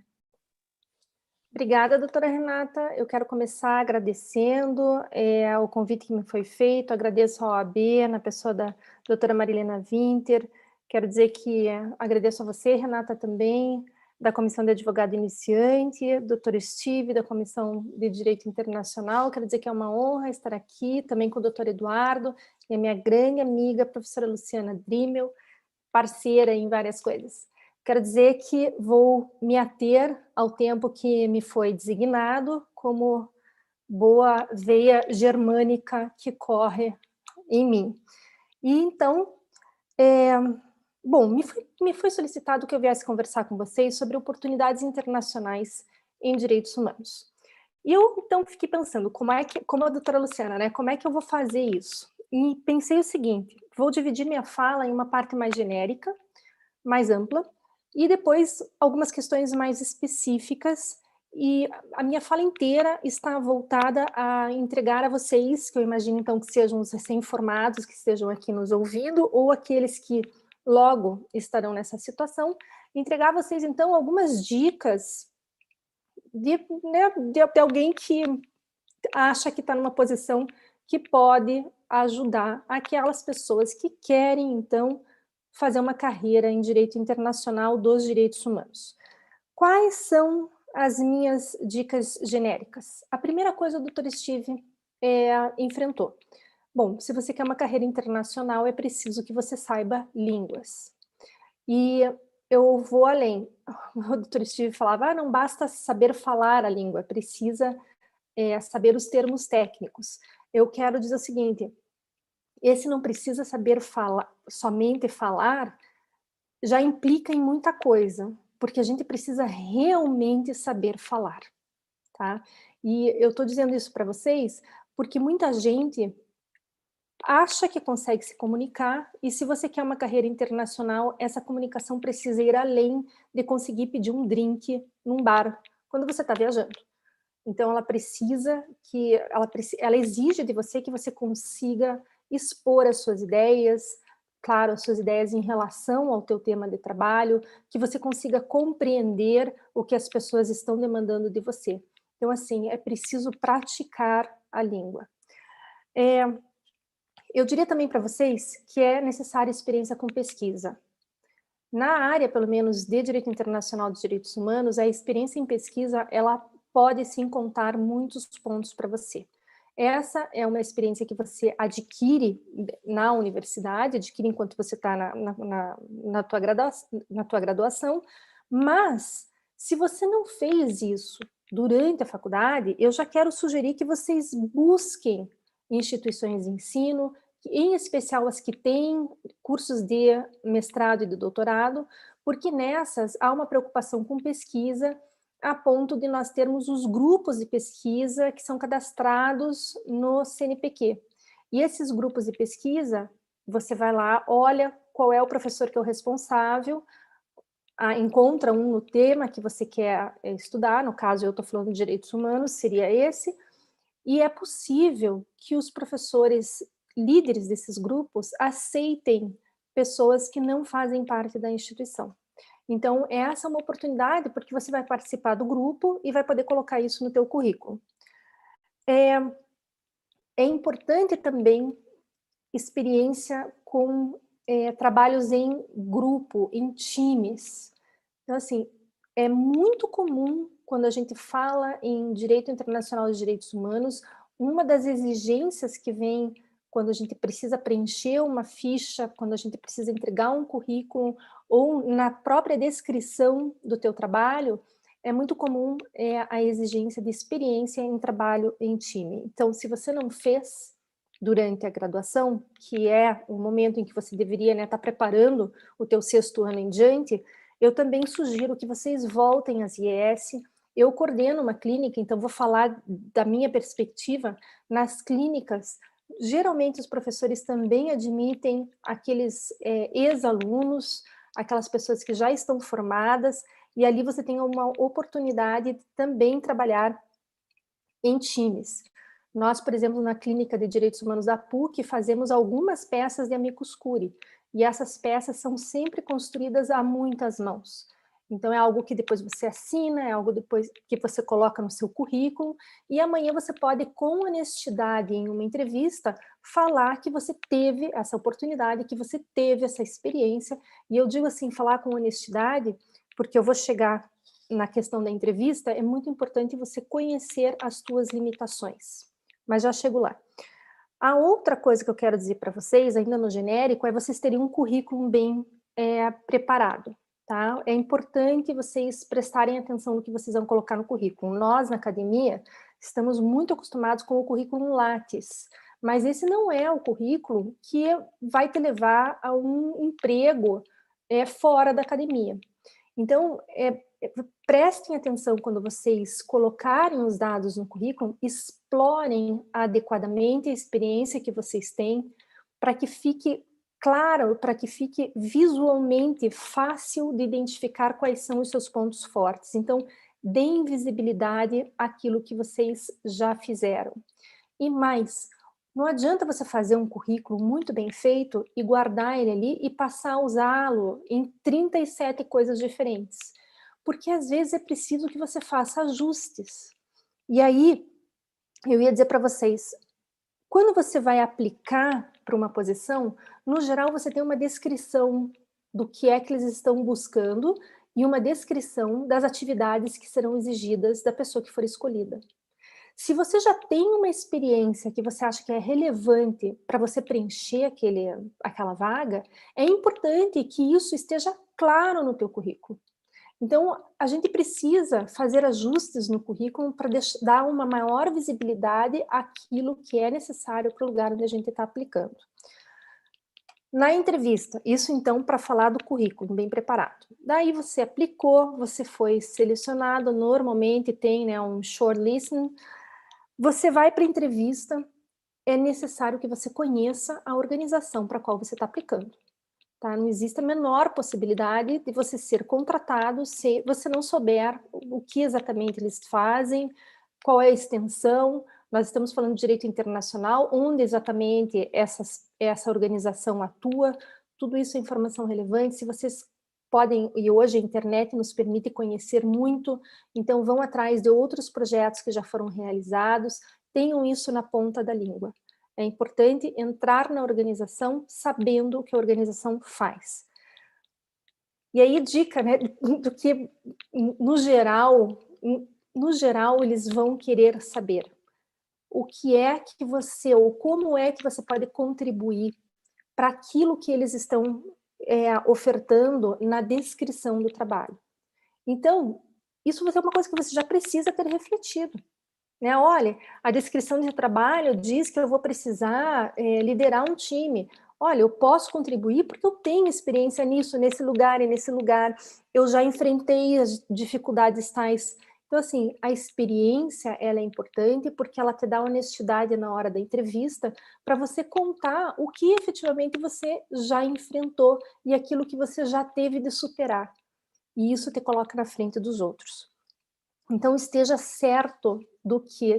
com muita certeza do que é exigido, isso basta um bom estudo da descrição da vaga, e esteja muito certa daquilo que você pode oferecer para aquela organização. Bom, isso então para falar do genérico. Em relação às questões específicas de direitos humanos, existem inúmeras possibilidades, gente. A ONU, em primeiro lugar, todas essas organizações internacionais, elas têm nos seus sites uma parte específica, você vai lá em Jobs ou em Careers. A ONU, por exemplo, é careers.un.org, mas não só a ONU, tem a OEA, tem CEPAL. Eu mesma comecei, estou em direitos humanos, mas eu comecei pela OMC, eu era a pessoa perdida na OMC que achava que um dia a OMC poderia falar de direitos humanos nos seus tratados. Hoje eu dou risada, mas na época eu não admitia que ria em mim, né? Eu achava um absurdo alguém duvidar que isso seria. E hoje eu estou em empresas de direitos humanos. Então, a gente luta, um dia a gente chega lá. Mas não são só os organismos internacionais, era isso que eu queria dizer. Mas na OEA, por exemplo, se vocês procurarem, tem departamento de sustentabilidade, às vezes não é direitos humanos que vocês precisam procurar, é ODS, é sustentabilidade, mesmo no PNUD, os programas que eles têm para implementação de democracia em diferentes países, tudo isso te dá uma possibilidade sem fim de você atuar em outros territórios, em outros lugares. Mas também ONGs, buscar as ONGs que têm status consultivo junto à ECOSOC, junto ao Conselho de Direitos Econômicos e Sociais da ONU, também é uma boa maneira de você entrar no mercado internacional. Quando e se não forem essas ONGs que têm esse status consultivo, essas são melhores, claro, porque elas já têm, né, já estão no patamar de estar atuando internacionalmente, em especial junto aos órgãos da ONU, mas se não for, não tem problema. Você pode entrar numa outra ONG e ali mesmo você vai desenvolver uma carreira internacional porque você vai buscando coisas. Eu vou dar um exemplo bem simples para vocês, que foi um exemplo que a gente teve a oportunidade de ver no ano passado. As ONGs, tinham lá 2 ONGs internacionais que cuidam de direitos de criança. Essa é a preocupação delas. O que é que a gente conseguiu fazer uma junção? Como a professora Luciana falou, né, o meu tema é empresas e direitos humanos, e na clínica eu tenho direcionado as coisas mais ou menos para isso. Nós conseguimos fazer a conexão entre direitos da infância e empresas e direitos humanos por conta de um tratado que está sendo discutido na ONU. Então, nós tínhamos o status na ECOSOC e pudemos nos manifestar no processo de tratado, justamente para tentar alertar para a necessidade de proteção especial dos direitos das crianças. Então, às vezes, você está numa ONG que não é uma ONG enorme, você vem aqui para uma ONG local, mas você consegue fazer conexões e tudo isso vai depender da tua proatividade, da tua dedicação àquele tema. Então, assim, você está numa ONG que vai cuidar de animais, estude isso a fundo. Saiba de trás para frente quais são as regras, né, inclusive internacionais, que vão fazer a proteção do direito que você está cuidando. É preciso que você saiba, tenha conhecimento do assunto para que você possa fazer essas conexões. Aí alguém pode perguntar, poxa, mas aí, como que a gente começa nisso? Antes de eu falar como a gente começa, eu só quero falar mais uma coisa a respeito de onde ir. Falei de organismos internacionais, falei de ONG, mas é possível mesmo nos ministérios que nós temos aqui no Brasil. Então, por exemplo, o Ministério da Mulher, ele, volta e meia, ele tem lá, ele lança editais de consultoria. Então, assim, é também uma possibilidade. Normalmente, ou muitas vezes, esses editais, eles estão conectados a organismos internacionais. A contratação já é feita pelo PNUD, mas você pode encontrar editais do Acnud, por exemplo. Eu mesma já tive a oportunidade de fazer uma consultoria dessa. Então, assim, às vezes o teu salto para o internacional, ele realmente começa em uma atividade dentro do país, dentro aqui do Brasil. E aí, sim, onde começar? Então, eu vou dizer para vocês, quando você abre esses sítios eletrônicos dessas organizações internacionais, vocês vão ver que existem diferentes posições para a gente começar. E eu digo assim, se você ainda está na faculdade, ou se você é bem recém-formado e tem condições, eu acho que até um internship, um estágio, ele é uma excelente possibilidade, porque a partir do momento em que você sai de onde você está, você tem que se preocupar com o que falava o Dr. Steve, com o seu networking, tá? E ali você vai começar a costurar esse networking mesmo, né? Você vai fazer uma rede de pessoas que aos poucos você vai conhecendo, você vai se valorizando, você vai valorizando essas pessoas, não perca as oportunidades de valorizar essas pessoas, não perca a oportunidade dessas pessoas verem que você também tem valor, porque amanhã, e pode ser dali a uma semana, mas pode ser que leve 5 anos, para alguém lembrar de você, ou para você lembrar da pessoa, para você precisar da pessoa, que é tão importante quanto. Então, eu diria assim, até um estágio, né, é uma excelente maneira de começar. Tem gente que diz assim, mas eu acabei de me formar, não quero fazer esse estágio, não sei o quê. É uma carreira internacional, você não viu isso na faculdade, você não teve oportunidade na faculdade, é no 6º ano que você tem que fazer. Melhor fazer agora do que querer fazer daqui a 10 anos, pense assim. E, por fim, claro que aqueles que querem uma vida acadêmica, a vida acadêmica também permite outras possibilidades. O Dr. Steve também já mencionou, quando você está no mestrado, quando você está no doutorado, você pode fazer uma pesquisa fora do Brasil. Então, essa também é uma maneira de você começar a fazer as conexões necessárias para que amanhã você possa, de repente, definitivamente estar fora do Brasil ou engrenar, né, em outras possibilidades, mesmo em direitos humanos. Então, assim, eu mesma, quando estava, né, nos Estados Unidos, fazendo meu estágio pós-doutoral, foi quando eu conheci toda uma rede de pessoas que já estudava o Business in Human Rights, e foi aí, então, que eu me encontrei. Então, para não me alongar além dos 15 minutos que acabaram de acabar, eu paro aqui e fico à disposição de vocês, se vocês tiverem alguma dúvida. Obrigada. Doutora Renata. Muito obrigada. Dá licença só, Renata, deixa eu quebrar um pouco o protocolo e dizer o seguinte, se vocês quiserem saber mais de oportunidades de Business and Human Rights, a professora Daniela, ela já deixou à disposição as clínicas, mas ela também é nossa professora, tanto nos Global Classes quanto no Law International Program. Então, vem conhecer os nossos programas e ter essa mentoria com essa pessoa maravilhosa que está vendo, olha, a gama de oportunidades que a gente pode ter. Aprendi bastante aqui, só que não é essa exatamente a minha área, mas depois ainda vou falar com você sobre outras oportunidades aí. Tá, estou à disposição, Lu. Renata, se eu colocar aqui no chat alguma coisa, todo mundo vê? Não, doutora. Eu só ia dizer para vocês, se alguém quiser me contatar, o Twitter é a melhor maneira, tá? Então, é @DaniAPamplona, que é meu sobrenome. Obrigada. Muito obrigada, doutora Daniele. Bom, nós não temos muito tempo, mas tem algumas perguntas ali no chat. Eu selecionei umas 2 que eu acho que são bem importantes. E eu vou fazer, não foi direcionado para ninguém. Então, a primeira pergunta é a seguinte, da Paola.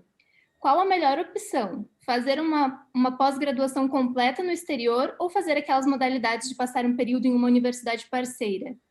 Quem gostaria de responder essa pergunta? Bom, posso me candidatar, depois sem prejuízo que outras pessoas possam complementar. Veja, depende do momento, eu diria para você, nessa minha vivência aí, de orientar dentro da internacionalização da carreira, né, que tem a diferença do direito internacional, né, o direito internacional é uma pauta da internacionalização da carreira, mas a gente internacionaliza também em direitos humanos, socioambiental, a resolução de disputas, direito econômico. Então, existem muitas pautas que te permitem internacionalizar a carreira. Eu diria assim, bem, eu não sei em que período ela está, né, da carreira, se ela ainda está na graduação, se ela está fora já da universidade, mas na graduação é uma grande oportunidade você já começar internacionalizando na graduação. Então, o que você pode fazer? Se a tua universidade te oferece, ela não disse que universidade, né, Renata? Não. Se a tua universidade te oferece programas de parcerias internacionais, então busque, né, as parcerias, os parceiros internacionais, porque existem convênios internacionais entre as universidades que permitem que você não pague nada aqui, não pague nada lá. Então, você já começa nessa estrutura. A Renata é uma delas, né, Renata? Que a Renata fez intercâmbio pela PUC, ela fez short courses pela PUC, enfim. Então, se a tua universidade te oferece, eu diria, faça já, porque você já começa a abrir portas, você já começa a entender essa realidade, já começa a fazer networking, que foi um assunto muito tratado aqui. Agora, se você está realmente já formado, né, então existem várias oportunidades também. Essas todas que a professora Daniele cita, dentre acadêmicas e de mercado, né, eu acho que são ótimas oportunidades.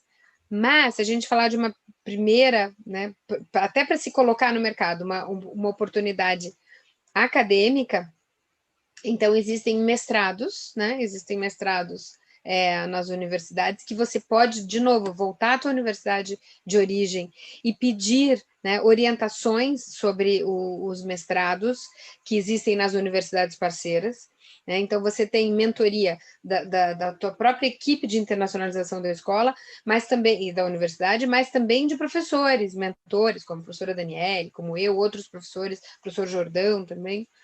Então, eu diria assim para você, volte à sua universidade de origem, a sua IES, né, a sua instituição de ensino superior, e faça também essa consulta. E para finalizar, eu diria também que hoje um assunto que é bastante valorizado no mercado é o famoso LLM, né? Que ele não é exatamente um mestrado, ele não tem um status acadêmico, mas ele tem um status mercadológico excelente. Então, um LLM é bastante valorizado pelo mercado, que é o Master of Law, que, na verdade, a gente não vai traduzir como mestrado, porque no nosso padrão, né, de academia, ele não tem esse status acadêmico, mas que o mercado reconhece muito bem. Então, eu diria assim, volte a sua IES, ou, né, você procure dentre os vários programas, né, das universidades, se você já tem uma universidade em mente, procure o termo LLM, né, ou procure também programas de mestrado. Eu acho que era isso que ela tinha perguntado. Eu não sei se tem mais alguém que queira complementar.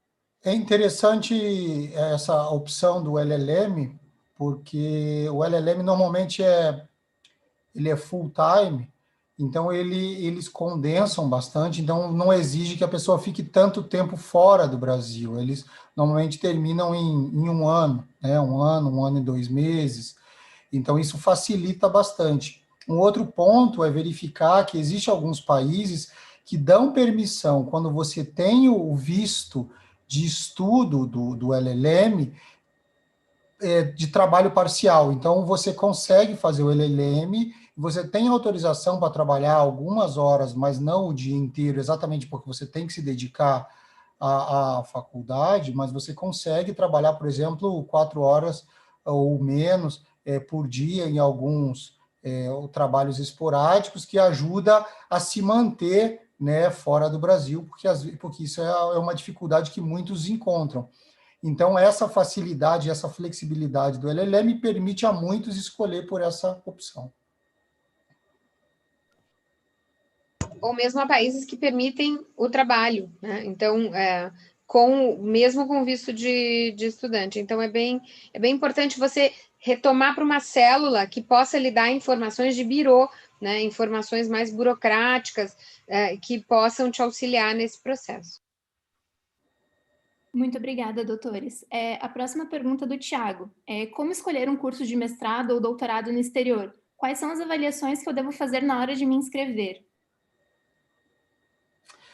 Bom, eu posso começar?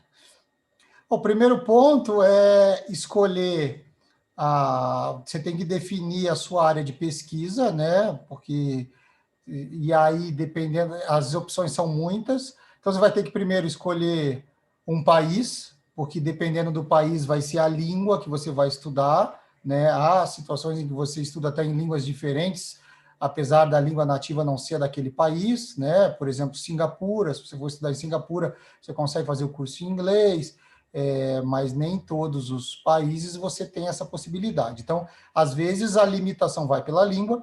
A segunda é a escolha, infelizmente, às vezes é o preço, né? Alguns cursos são acessíveis e outros não são, você tem que considerar isso. Às vezes o curso em si não é caro, mas o custo de vida, tá? Então você vai ter que analisar questões de acessibilidade, de moradia, de alimentação, se você vai conseguir morar dentro da faculdade, a gente chama de hall, né? Um hall da faculdade.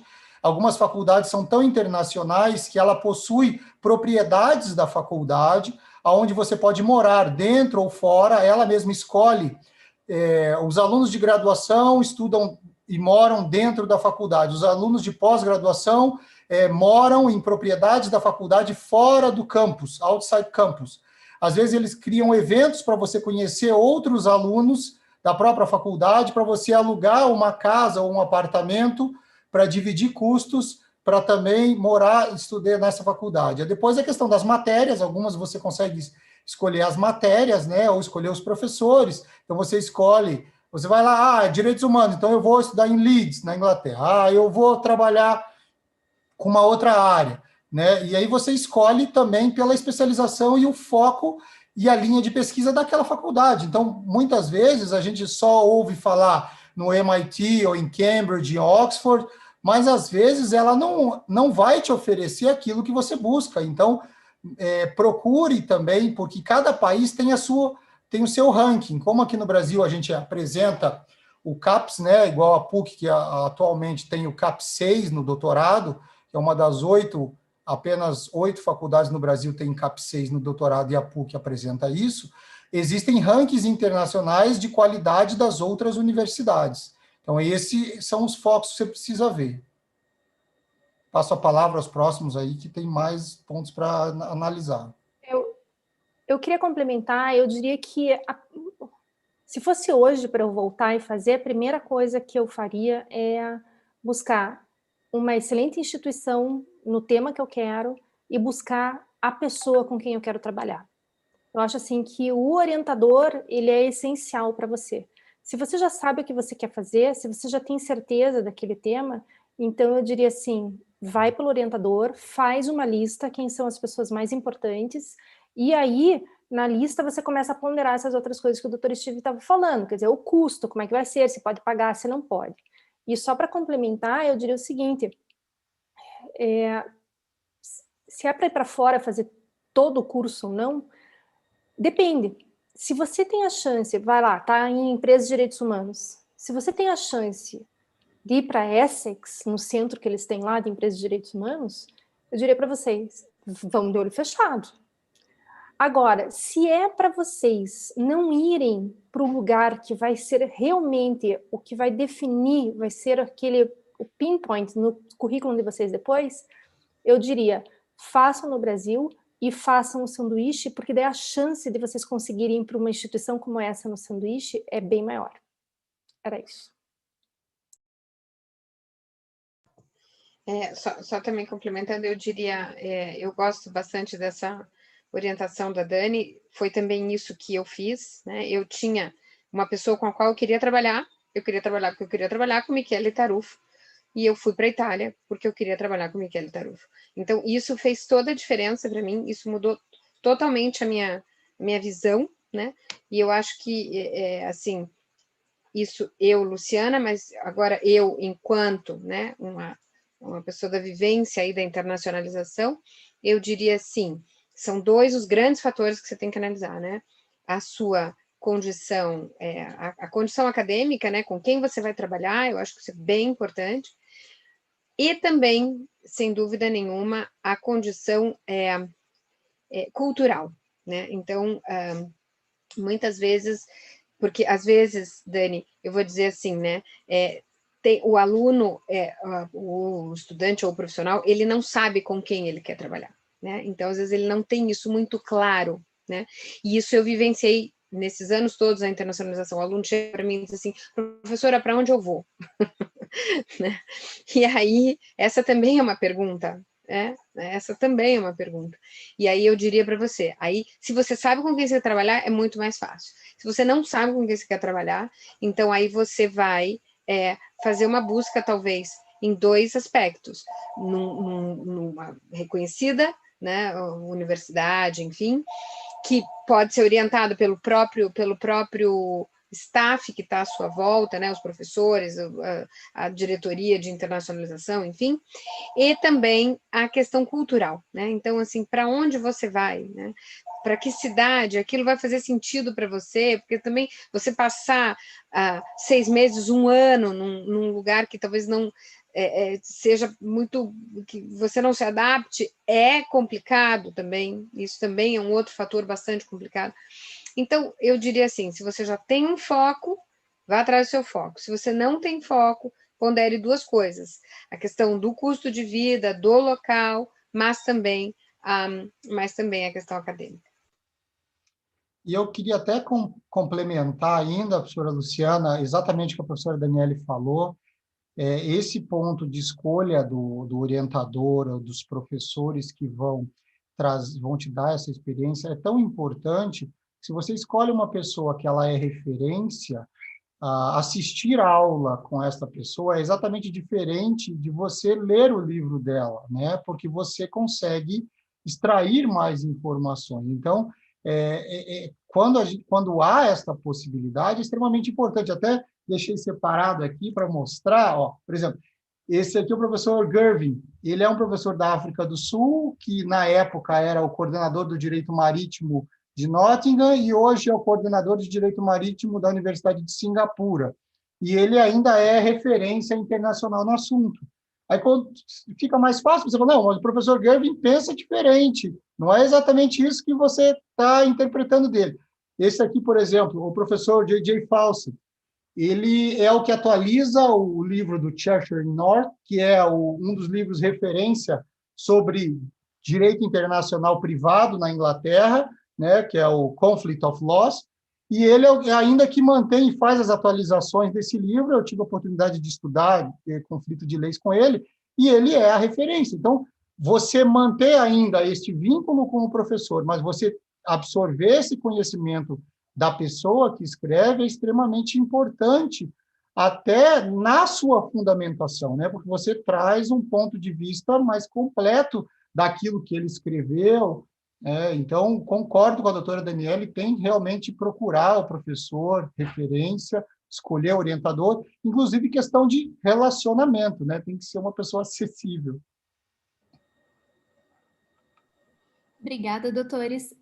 Bom, para não prolongarmos muito o evento, eu vou fazer uma última pergunta, tá? A pergunta é da Jéssica. Como funciona o processo seletivo para o mestrado e doutorado em universidades europeias ou norte-americanas?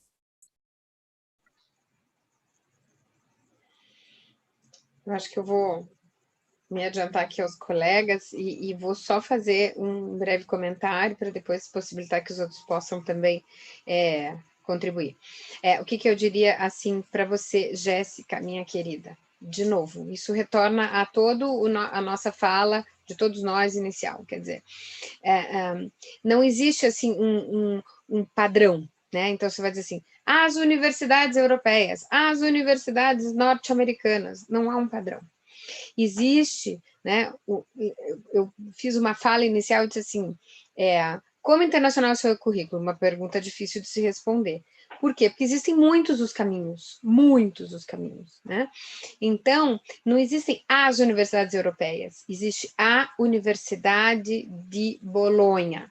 E aí você vai para a Universidade de Bolonha, você abre o site da Universidade de Bolonha, e aí ali você tem um application para a Universidade de Bolonha, e aí você vai entender passo a passo o que ela precisa para a sua qualificação para aquela vaga, né?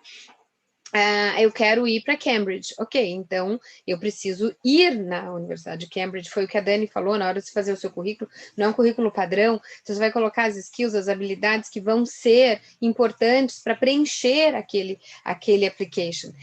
Vários applications, eles contemplam perguntas muito pessoalizadas, assim, que dizem respeito ao que você está almejando, assim, como você vai desempenhar aquela função que você está almejando, ou então aquele estudo que você está almejando, então o que você vai contribuir, eles querem saber o que você vai contribuir também para aquela universidade, ou para aquele cargo, enfim. Então, não há um padrão, Jéssica, tá? Você primeiro tem, a conversa não começa pelo quais são os requisitos. A conversa começa assim, por onde? Qual é o meu objetivo em termos de internacionalização? Ah, eu quero fazer um mestrado. Ok, mas em que área? Com quem? Ou se você não sabe com quem, pelo menos a área. Quais as habilidades que eu tenho de proficiência de língua? Ah, eu quero ir para a Alemanha, mas eu não falo alemão. Bom, aquela universidade, ela tem cursos em inglês? Isso é muito possível, tá? Então, assim, o professor Steve já falou aqui. Então, há universidades, então, Singapura você faz em inglês? Você faz em inglês. Na Alemanha você tem cursos em inglês? Tem. Na França você tem curso em inglês? Tem. Então, você pode usar o inglês para abrir muitas portas, mas é óbvio que o ideal é que você esteja na língua nativa, na língua local, né? Então, a pergunta não é assim, quais são os requisitos para as universidades europeias e americanas? Isso é uma coisa não respondível, né? Você tem que pensar para onde você quer ir, qual é a área você quer, e fazer investigações ali. E aí, de novo, volto ao início. Procure as pessoas que já têm essa experiência, tá? Então, ou colegas, amigos, ou universidades que você confie, né? A tua universidade de origem, ou outras universidades que você confie. Era isso. Bom, então nós não temos mais tempo para perguntas. Eu gostaria de agradecer mais uma vez a presença dos nossos palestrantes, doutora Luciana, doutora Daniele, doutor Eduardo, doutor Steve. Muito obrigada por disponibilizarem o seu tempo, de virem aqui para conversarem com os advogados em início de carreira e também com os acadêmicos de direito sobre esse tema que é tão importante e que muita gente tem procurado, tem pesquisado. Então, muito obrigada.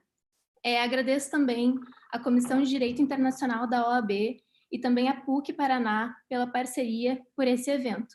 E também gostaria de agradecer a Sheila, que nos deu suporte essa noite, e a todos e a todas que nos acompanharam neste evento até o final. Muito obrigada e dou por encerrado o presente evento. Boa noite a todos e a todas.